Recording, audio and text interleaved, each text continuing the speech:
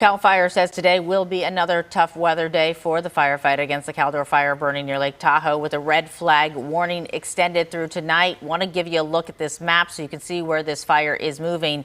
It is getting closer to South Lake Tahoe. Cal Fire says the fire is just 3 miles south of the southern edge of South Lake Tahoe, and there is concern that the winds could be pushing it directly towards that city. KTVU's Brooks Jaros is live along Highway 50 near Echo Summit. And Brooks, we can see that fire burning behind you this morning.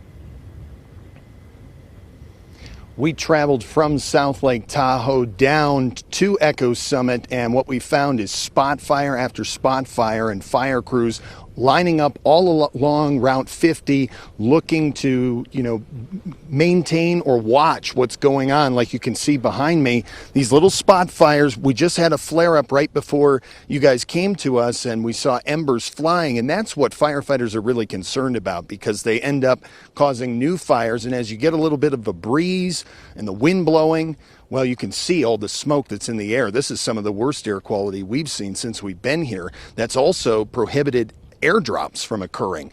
Also, bulldozers have been brought in and heavy machinery used in several spots along 89 to try to clear a path and keep the fire from approaching homes.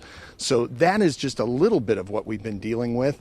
There were also evacuation orders yesterday on the Nevada side of Lake Tahoe. We took a drive up there last night, went all the way to Carson City, and found that we actually drove right out of the smoke line. And we also were near Zephyr Cove, when you're heading up that way.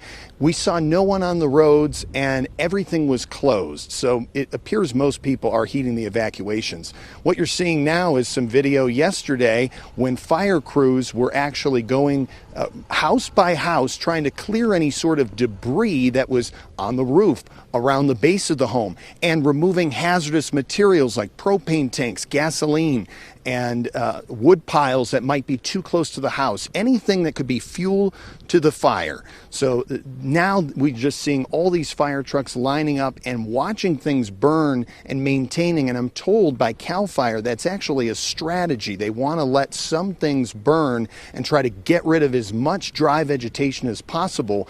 And they've let it burn all the way up to US 50. Actually, behind my photographer, we have more little spot fires and smoldering ash and trees behind me. So it's on both sides of the road, all the way up Echo Summit, all the way back down, approaching South Lake Tahoe.